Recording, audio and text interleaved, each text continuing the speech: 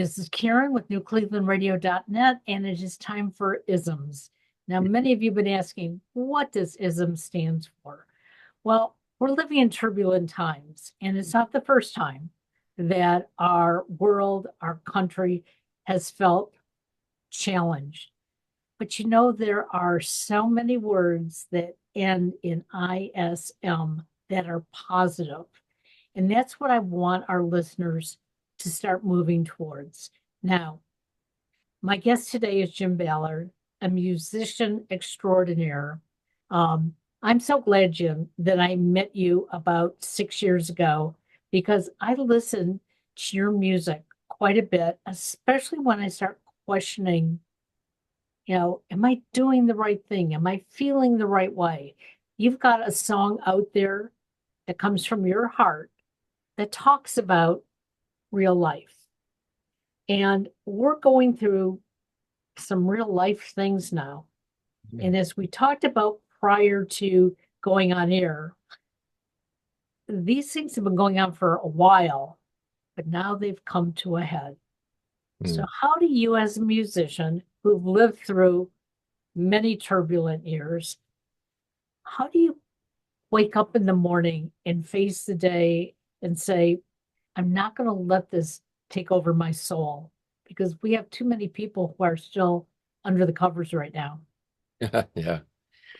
I've always viewed, I've been in the music business for many decades. And so there's the idea of a little bit forward, a little bit back doesn't intimidate me. And and so and I say to myself sometimes, as you know, I've written a lot of songs, not all of them, but a lot of songs that deal with social justice and such things and commentary.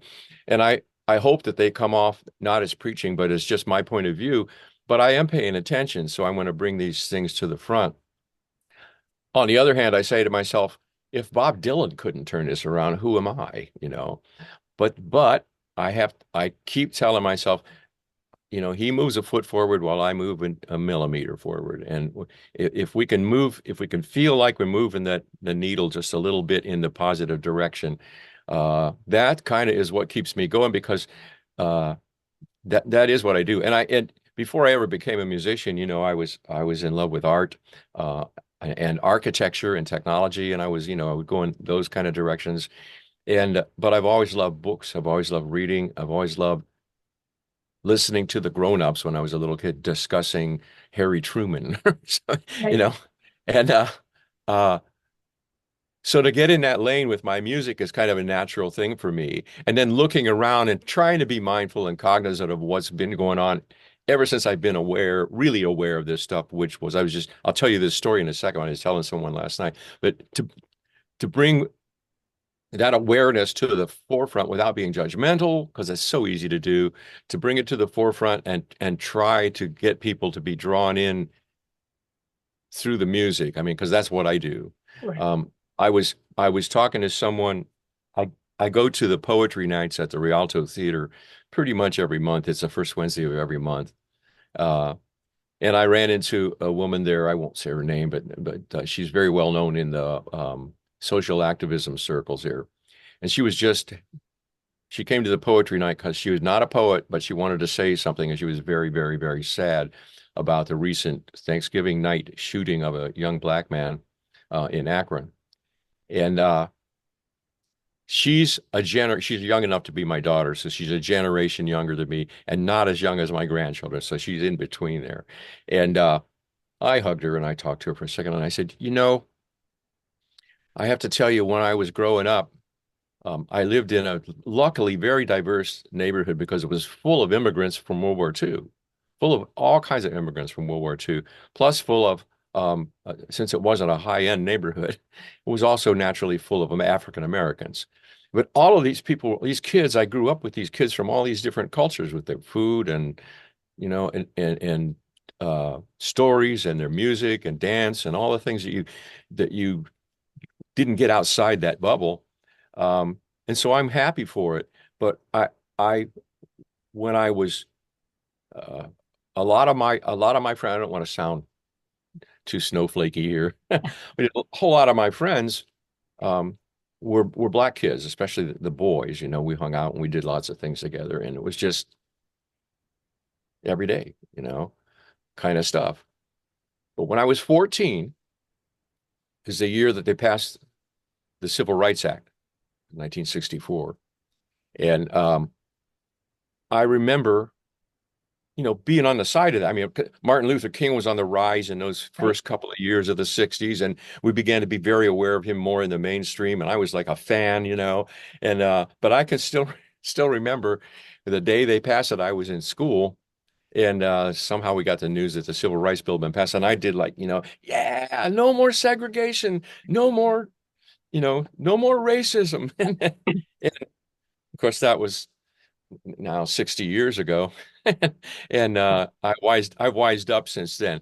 But on the whole front, things have gotten better, but they've gotten better largely through laws. You can't legislate morality, they say, but you can make sure that the meanness is tamped down. And I think we've headed to a place where the meanness is licensed now. And Yes. so, yeah, there are better laws. There's lots more integration. You don't have to have separate bathrooms and drinking fountains, but that feeling is still there and it's being licensed. And that's my concern these days. I mean, I wrote about the war and I wrote about poverty and at different times when things were coming to the fore. But right now, we still are in red needle mode on saving our democracy. Well, and you know, you talk about, interestingly enough, we no longer have separate bathrooms and separate water fountains. However, we're coming back to that because of gender choice. And, Right. you Good know, point. it's like, why haven't we learned from the past? I grew up in the same era that you did. Um, the first 9 years of my life, I lived in a very diverse community. Um, I think there were 4 Jewish people in the community. We all knew each other. In fact, we were all sort of related. Um, and I didn't know the difference. Okay. I knew when my family got together, we celebrated Jewish holidays, but I also knew that on Christmas, we went across the street to the Allen's house and we had Christmas cookies and Christmas with them. And that was just who I was for 9 years. Sure. At 9.5, we moved to an area which was mostly Jewish, but my parents still pushed us outside that boundary. You still have those friends. You still have those, connections. And growing up, I thought that was normal until just recently, I'm hearing how so many people are going, like, you had friends that weren't Jewish. You had friends that were immigrants. You had friends that were African American. And it was like, and I still do. What is wrong with that? We are all people. And I don't know why that message is so alarming. No, to me, it's great because uh, look at what you would be missing out on. You know, the astonishing part is to me though is that there is a lot of folks don't care. But I mean, you're missing out on. Just go through your menu for the week and think, okay, what was the origins of that menu? You know, did it come from Eastern Europe or Asia or Africa or the Caribbean? We wouldn't have any of that. Right. That's just food, let alone, we wouldn't have salsa music in Akron, Ohio. I mean, Well, it's just, and listen to the music. I mean, even in your music, you take on a flavor of some of those different genres as well. yeah, and often, very often unconsciously. But there again, it's what you are, what you eat, and and so being it again, as I grew up, I moved on and I went to school and I got drafted and I went around the world and I did so many things and here I am back in Akron. And it wasn't like, oh, now I'm 22 and I realize, I'm out of that neighborhood. That stuff hit me a lot later because of other factors and facets coming in and making me think about it. And I'd think, oh yeah, most of my friends now, my contemporary friends, did not grow up in that kind of thing. But because I grew up in, I don't want to call it a poor neighborhood, but it kind of was a poor neighborhood. We didn't have very much money. Nobody around us had very much money. The houses were stable, but they weren't painted every year, kind of thing. You know what I mean? It was Right. we had a place, but and all of that was normal to us. We thought everything was like that until I went to Cuyahoga Falls, and then I realized.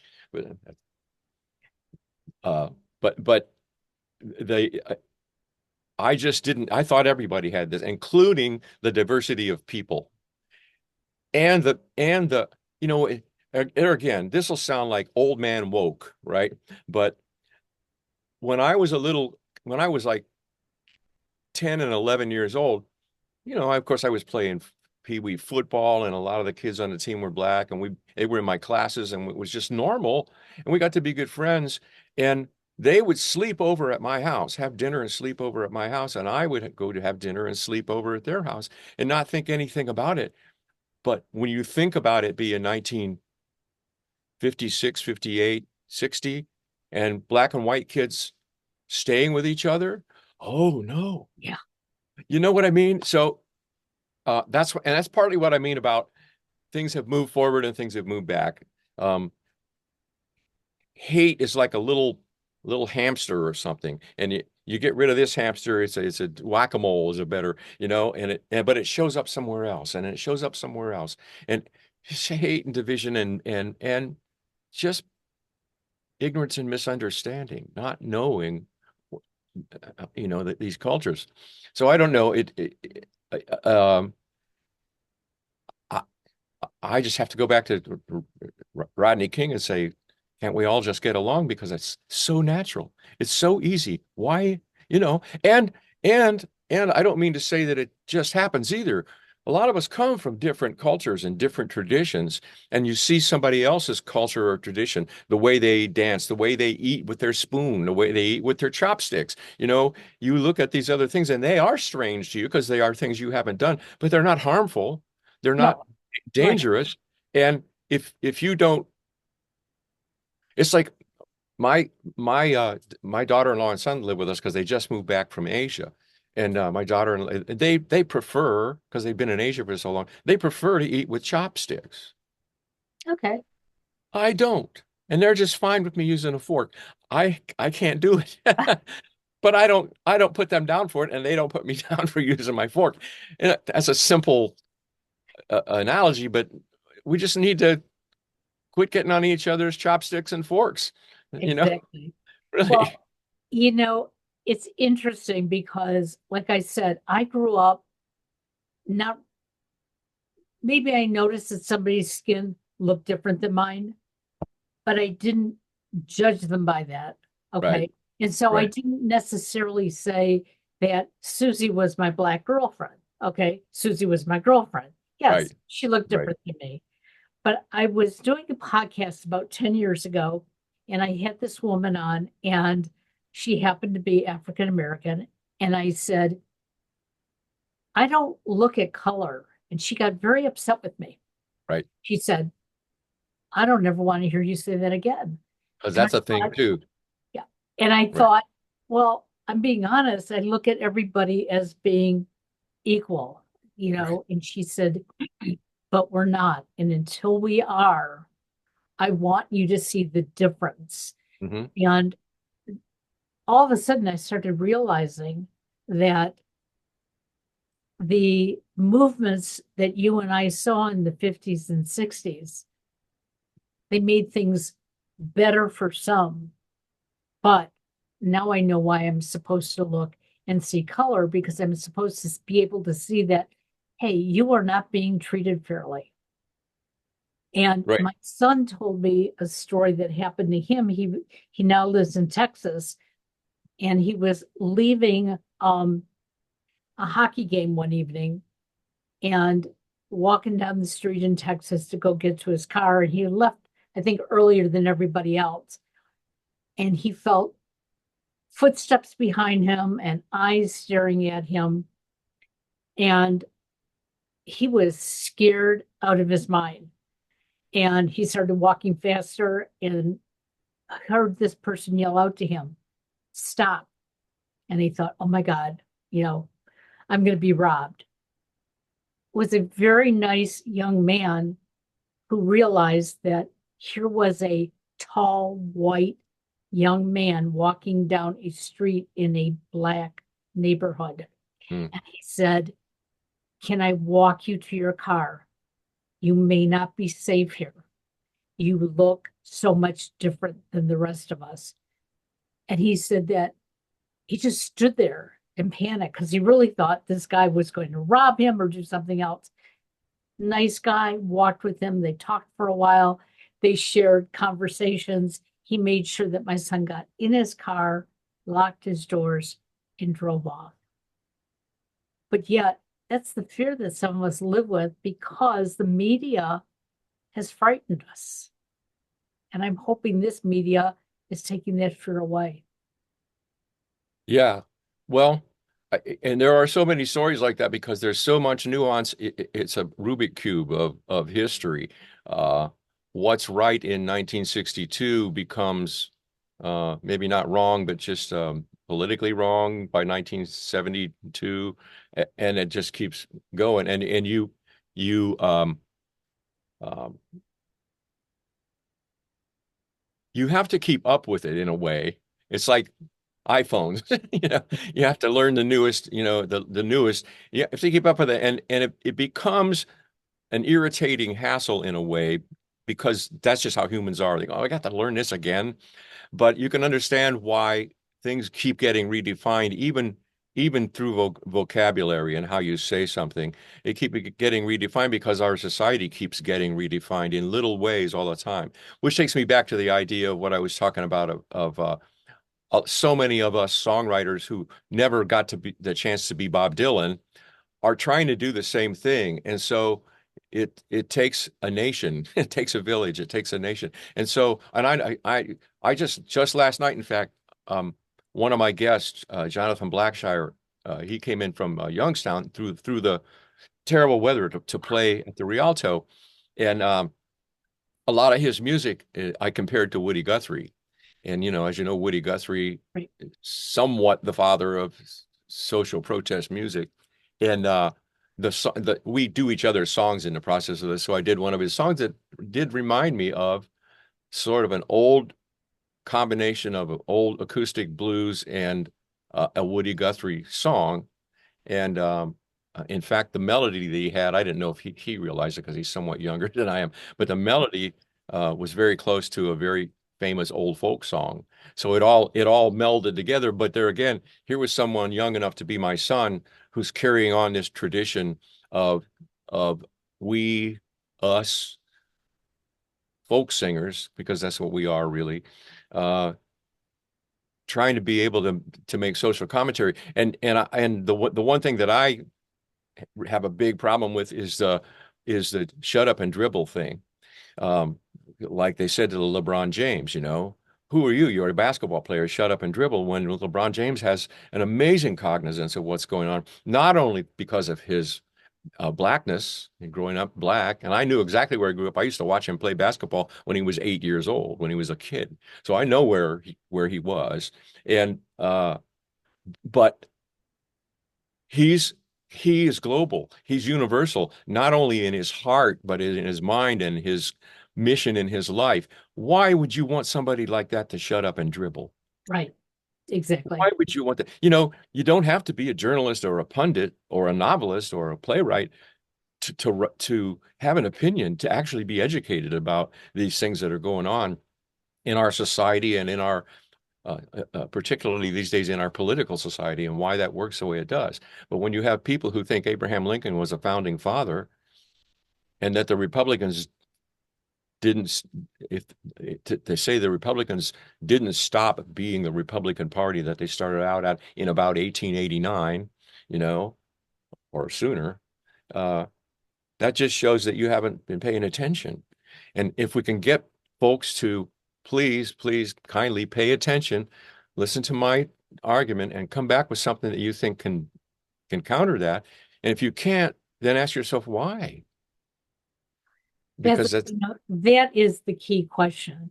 And that was a question that I asked this whole past year when somebody said to me they were going to vote for X rather than Y. My question always was, explain to me why. Okay. I can explain to you why, and I can show you the documentation, but I need to know why on your side because maybe I've missed something. And typically it was, well, because, throwing the hands up in the air. You said something before we came on that I think is so important. We all have cell phones that we look information up on. We have computers. However, we read a snippet of something and we believe it. Well, before you believe it, I loved what you said. Go research it. See how many articles support that snippet. If there's no support for it, it may not be true.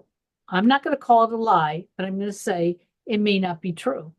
right. And therefore, why would you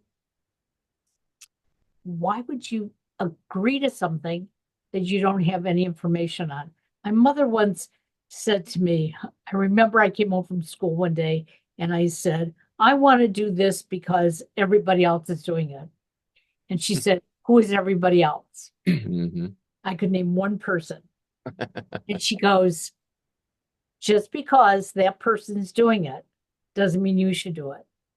Now, tomorrow, if you come back and show me everybody else and give me that list, Yeah, I'll think about it. we'll talk. And of course I did. Okay. And so that goes back to your comment.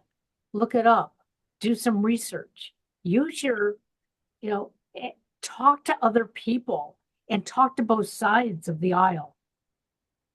Yeah, my mom's version of that was if fill in the blank jumped out of a window, would you follow him? Yeah. Same thing.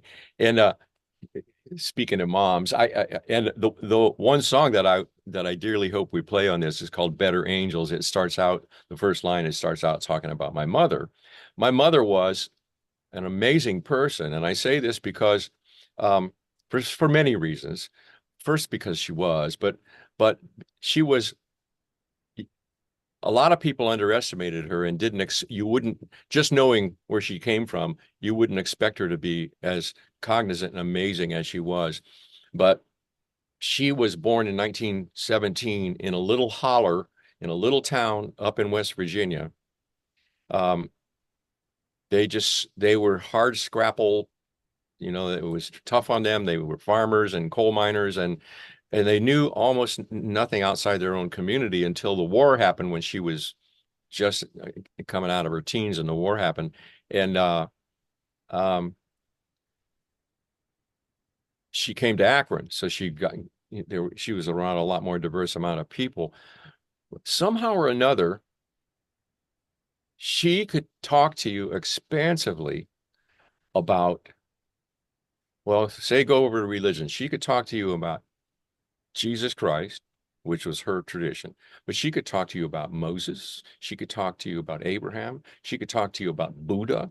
She could talk to you about Mohammedan. It's like, where did she get all this? Because she was an avid reader since she was a little kid. And nobody else in her family was that way. It was just a one-off. But then she turned me on to Ray Charles and Mahalia Jackson. And wow. Yeah. And because she loved music and she loved music outside. And she loved Frank Sinatra too in her day, but Yeah. she loved this stuff that was outside her box. And she was any category you want. She could expand on it, but she kept in the background. My dad left us when I was very young. She had 5 kids. She had 3 jobs. She managed to do all that and then tell us about all of this stuff too. Whether it was she could quote Shakespeare. She could stand and say the whole Gettysburg Address to you without missing a beat. She was amazing, and she was full of heart. when she was in her final couple of years, she was in a nursing home, and I would go visit her, and she'd have to go around in a wheelchair. So I took her outside and uh, would take her for little walks outside around the grounds. And we got to talking one day, and she had just been at her home place and had a home care person come to take care of her. There was a nurse that she had that she wasn't crazy about. So she said to the company, I'm not crazy about her, and they provided her with a new nurse.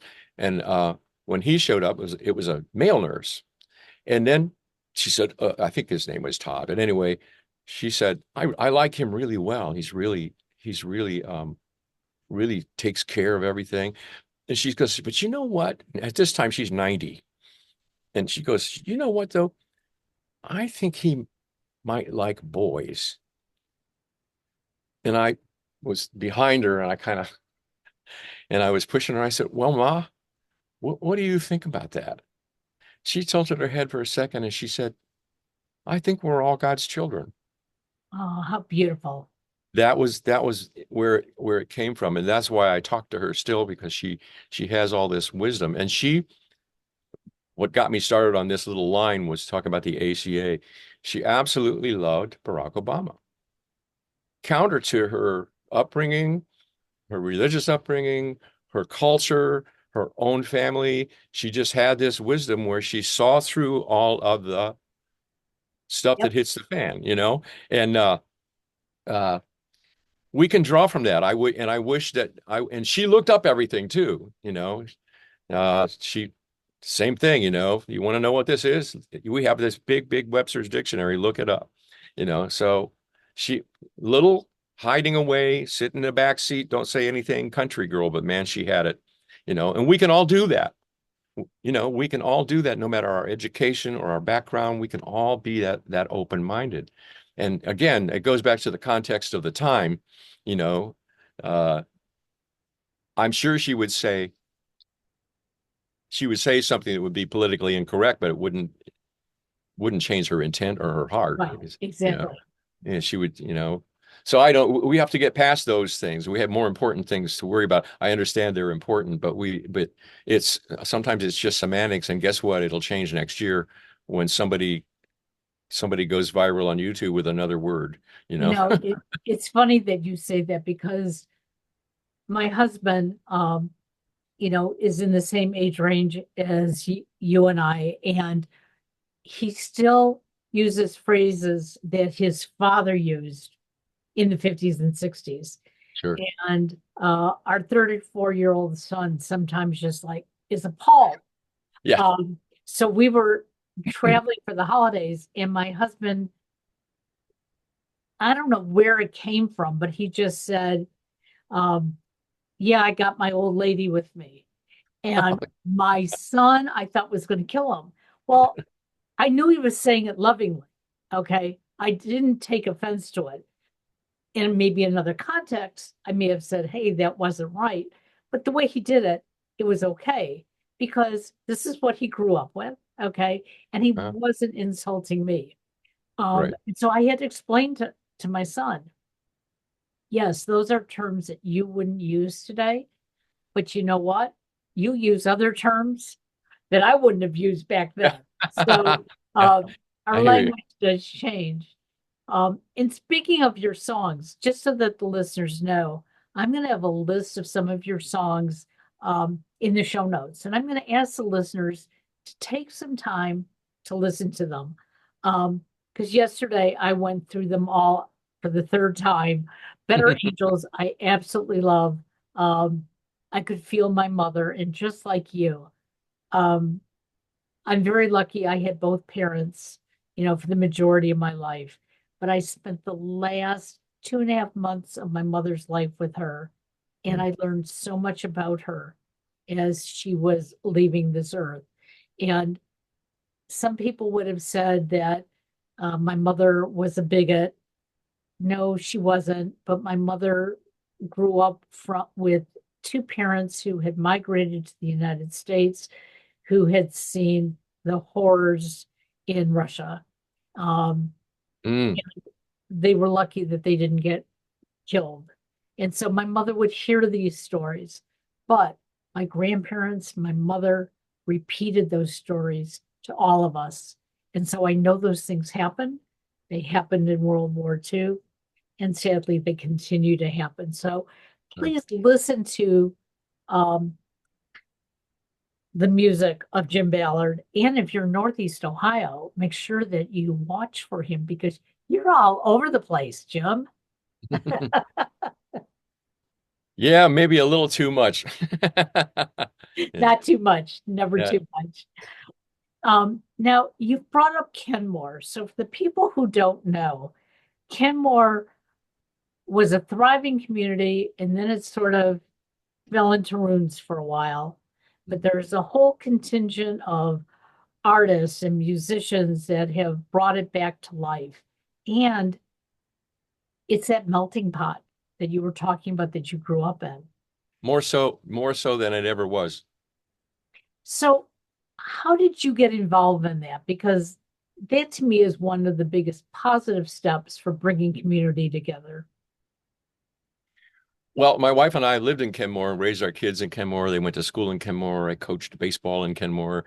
We did all of those things. So we weren't, there is a certain amount of people who go back multi-generations as Kenmore families. We're not one of those. We moved to Kenmore, but we've been here a long time. And so we saw when the boulevard was thriving and it was just a boulevard, had barbershops and clothing stores and all, and then all of that began to gradually go away over through the 80s and 90s and on into now.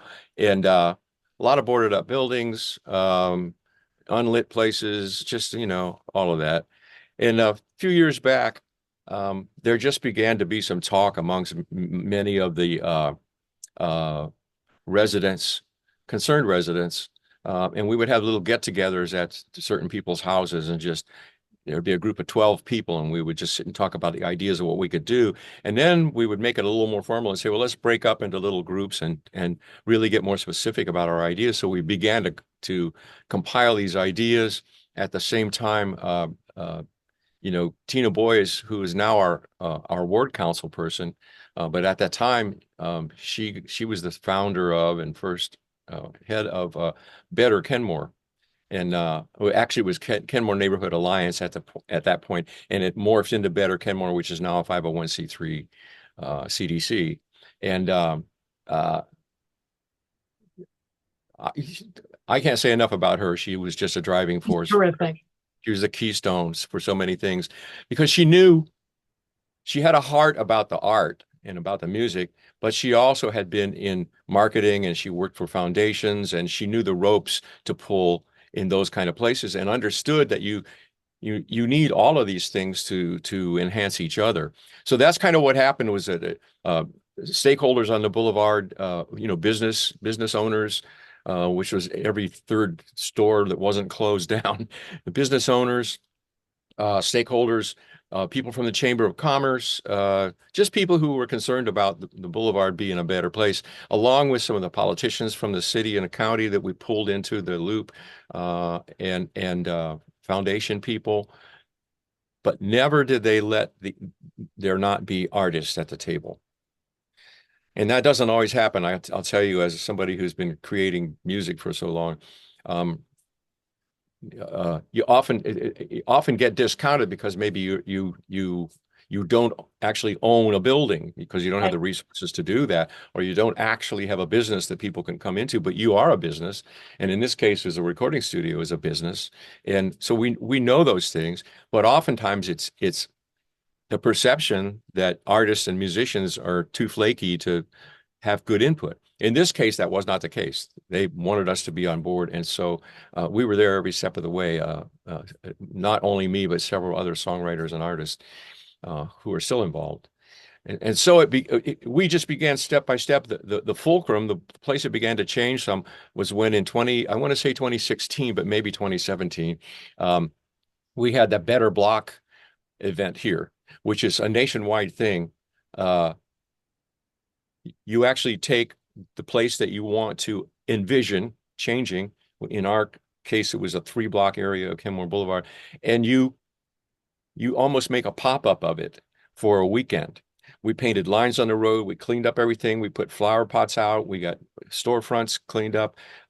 We made bike lanes that were temporarily made with chalk. We just made it look like, very what we wanted, what we dreamed about. And at this point, now 7 years later, it's pretty much that. I mean, again, it's millimeters ahead, Sure. but Kenmore has become a place that draws musicians, that fosters musicians, and the other part about this that was really important too was the Rialto Theater. They're not the only venue on the Boulevard now, but they were at the time. They clamped down in the middle of this place that used to be a little neighborhood movie theater. These two young men, Seth and Nate Vale, gambled everything they had, money, time, effort, sweat, and they fixed up this place to where it's really a cool place. And they were sitting in the middle of nothing. And not strictly nothing. There were a few shop owners that had been there a long time, but it pulled it together. It began to be the thing around which things could glom onto and have something to be. And I can't credit them enough because they went there in 2010, so it's 14 years ago, and they just kept at it and at it when nobody was there. Nobody even knew it was there. They kept at it. But all of those things worked together to make that happen. We just played last night in the Rialto to a full house of the Chamber of Commerce annual Christmas dinner, and we got to talk to them, and I, got to talk to them about some of these things. And of course, we played Bones of the Boulevard because, that's is kind of the song of the Boulevard these days. And so, it's exasperatingly slow the way it moves forward, but it is moving forward. But that is something positive that we all can do to get through the challenges of times. Instead of sitting around and saying, my city is falling apart. Right. What can I do that can make a difference? And we all can do something, whether it's call up somebody who has the authority to make a change, or get people together who agree that things need to change. I just find it amazing that Kenmore looks the way it does today. I have to tell our listeners, about 10 years ago when I first started podcasting, I don't even know who I got the call from. I don't remember, but somebody called me and said that they were going to be performing at the Rialto, and I looked it up, and my husband said, "Oh, you're not driving there by yourself." "Oh, no." And I said, "Okay, then you can take me." And he said, "No, I'm working. I can't take you." And I had to turn the interview down.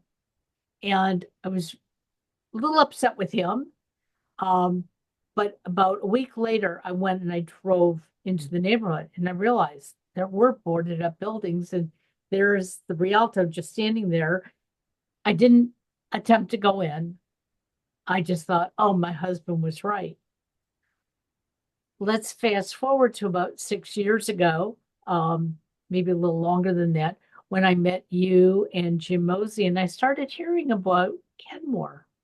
Mm-hmm. And I had another person who came in and performed there, and I actually went without my husband because I knew how to get there.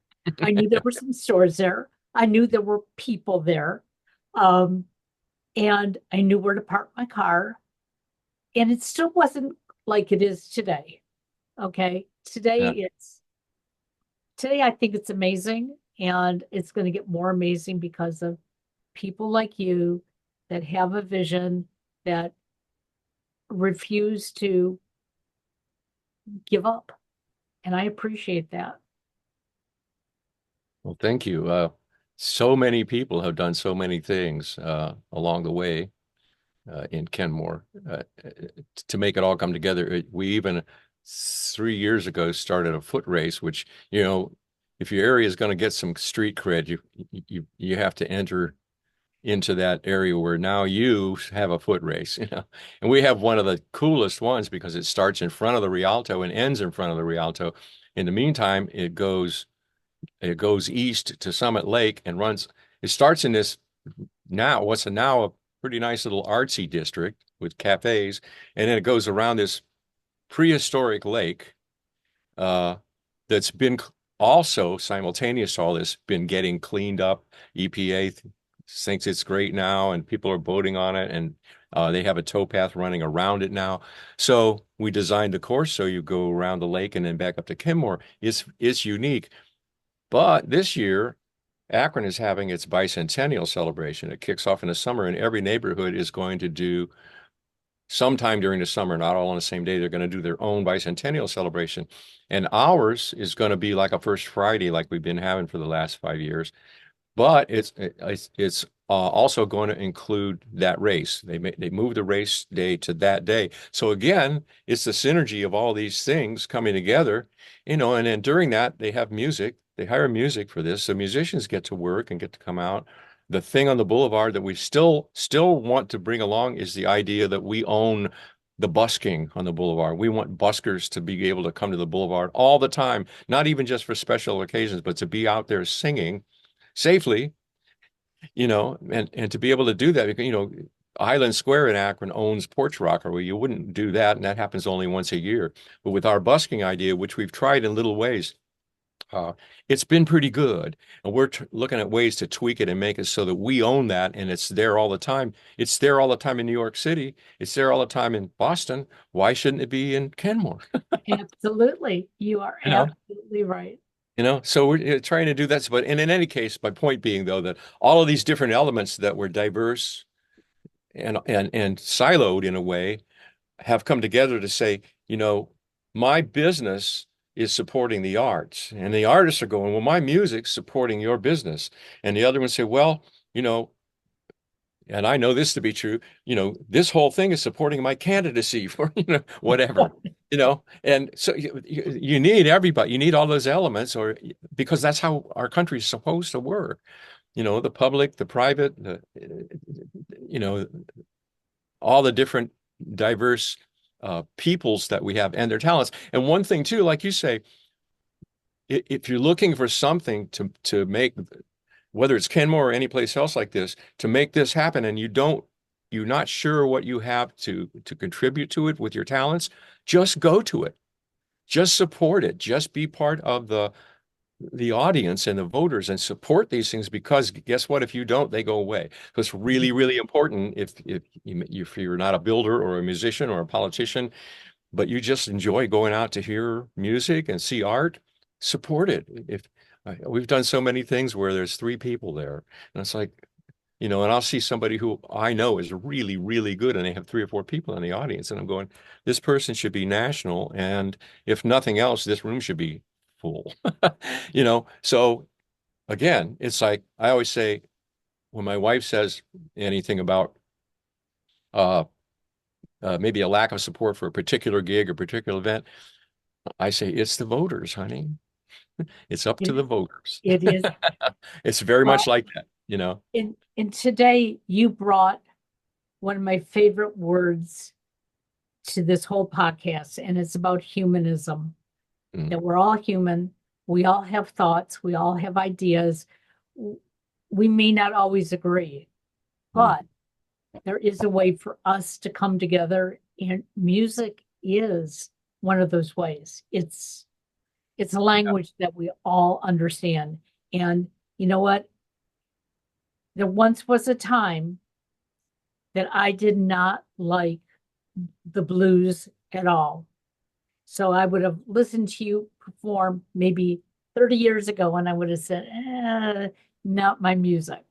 But you know what? When you give yourself that chance and you start listening and you start understanding, wow, it's a great feeling that your mind can expand and all that your likes can expand as well. You've been wonderful, Mr. Ballard. Well, thank you so much. This has been wonderful to get to see you again after all this time. Yes. Absolutely. And hopefully we will get to Kenmore in the very near future. We've been working crazy hours. And, sometimes I just think I need to slow down a little bit and smell the roses. So I know there are roses somewhere in Kenmore, so I'll come smell them soon. They're there. Thank you so much. You have a Thank you. wonderful day. All Bye-bye. right, hon. Be great to see you. Bye-bye. Bye-bye.